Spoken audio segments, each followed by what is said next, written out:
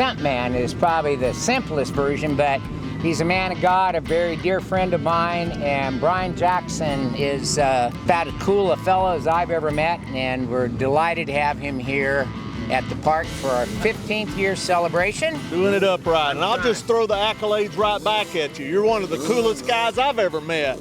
Just such a beautiful place, and I'm always honored to be here and be a part.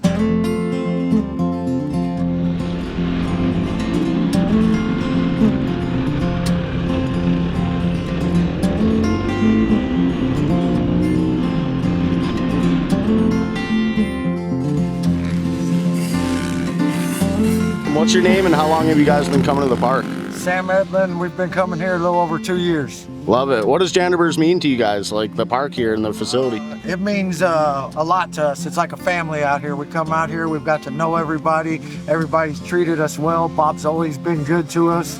I got my boy started on MX out here, and it's just growing from there. We love it.